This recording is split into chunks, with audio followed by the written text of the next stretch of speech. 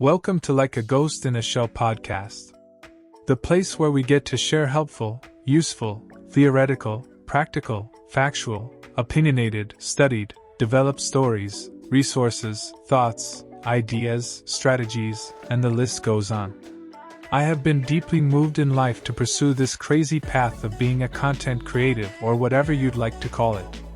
With tools, resources, and the use of my creative outlets like social media, music, videos, art, etc. I am en route within the unknown. With my podcast, I share what I think is cool, principled and ethical, helpful and thought-provoking. If you find this podcast helpful in any way, please don't hesitate to reach out and let the world know. It helps put major support behind the research, thought, and time put in. I am grateful to have you here and look forward to hopefully meeting you one day in many blocks of time and energy. That said, today's podcast is titled, People and Building Blocks. Hey you! Before we get into the podcast, I'd like to encourage you to join Anchor.fm, and now formerly known as Spotify for podcasters. Just as much as I believe all people have an apex in them, I know you have a message and a voice. Consider starting a podcast today. This isn't a TV show, it's a practical way to spread awareness, share your testimony whether you're religious or not, send a message about your opinion or thoughts on a specific hot topic, and so much more. Sometimes a force to be reckoned with doesn't know they have the force. Segment 1. As a kid, I was fortunate enough to have parents who would buy me Legos on occasion. I'd build skyscrapers.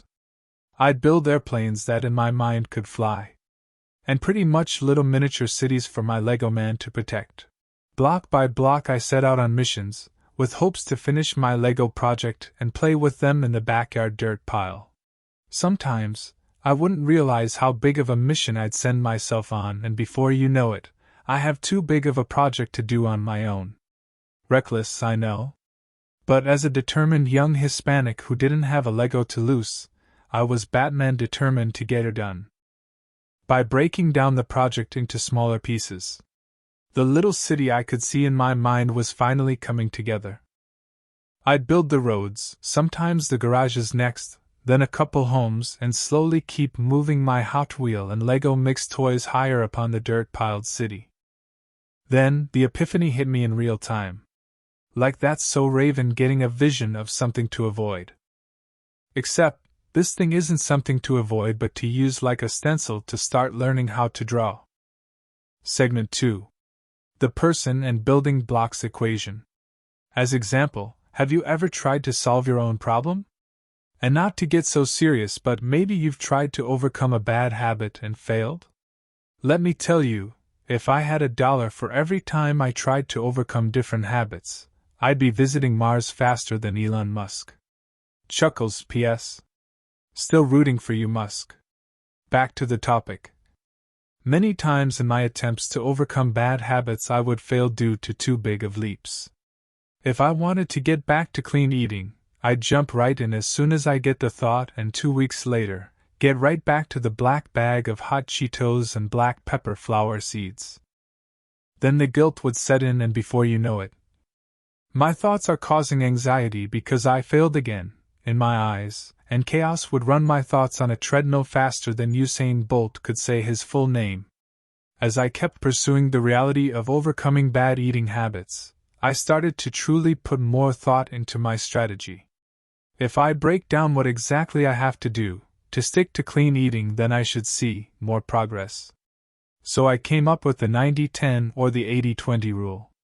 Eat as clean as I could in a day 80 to 90% of the day to build confidence. Then, have a snack that's mediocre in category and still reminds my brain of the life it's supposed to be letting go of. Using the 80-20ths or 90-10ths rules were like building blocks to me. Let's be honest, I had to look back on the performance history of myself to get that insight. Meaning, at the time I was using the percentage rules, I didn't officially see it like I was breaking the habit-breaking pursuit into blocks. I just knew I had to turn my habit-breaking methods into smaller bits and pieces. Although you probably know where we are headed with this podcast title, I'll just say it. If you have been struggling to overcome a bad habit, consider using the People and Blocks title as a strategy. Perhaps you too are an adult that's a baby in a certain category, dreaming of running a 4.5-second 50-meter sprint, when you can't even walk, let alone crawl yet. It's okay, it's a syndrome we'll label as the bad habit baby oil. Because every time we think we have a firm grasp on the bad habit, something finds a way to slip out of hand. Using the story at the beginning of this podcast, let's put some things into perspective now. As a kid, I used to start with building the roads. If you are trying to overcome a bad habit, the first building block could revolve around questions like: what is the road or path you'll need to take in order to overcome the habit? Are there paths already established? Should you build your own path or interpretation? If you're wanting to change eating habits, for example, what food groups do you already know can pave a path for your body to digest quickly, turn into muscle, or produce natural energy from, etc.? After I build all the roads, I'd then go on to building garages. The next building block of questions could be in the range of: where can I store my results for tracking and progress? Cough, cough, the apex, for example. What kind of knowledge of self do I already have stored in me that would help me build my plan of interests? Then, after the roads, the garages, and houses, the third building block questions could be like: on YouTube, whose channel aka home, could I go knocking on to get answers? In real time, what friend's door could I go knocking on to get advice from? What food groups are like the perfect house the movies paint that I can replicate within my own meal plan? Segment 3. People as building blocks. From a psychological point of view, here's another example. If I have been struggling with mental health, to find clarity, I could do some research. Meaning, fight for myself. If I don't tell anyone I'm struggling with mental health, then I have to get help somehow, don't you think? So, research. I could break down my research into building blocks. Starting with Building Block 1. Mental health as a category. 2. Emotions. 3. General psychology. 4. Consciousness. 5. The mind and thoughts. Segment 4. Thoughts as building blocks. I built the apex from a sheer force of nature to journal and document what I think is important. With journaling, thoughts tend to soak in my mind for longer periods of time, just marinating. So, as example, if I journal how my day went a month ago, and revisit that journal page, one or many of the thoughts I may read on that journal page could jump out at me, and hence the value of thoughts as building blocks. Perhaps an idea or a new perspective, or 10 times out of 10 it's like when you ask someone a question, you end up answering your own question. If I want to solve a psychological problem, perhaps writing my honest thoughts down would help me either picture and see, or better visualize a solution in smaller tidbits of information.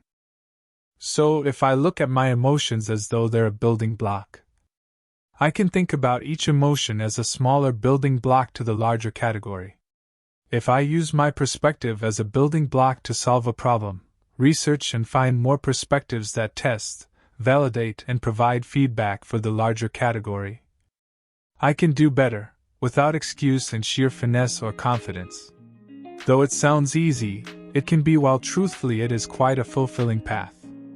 That said, if you or anyone you know found this episode to be helpful in any way, please share your feedback or consider a donation on our Anchor.fm page.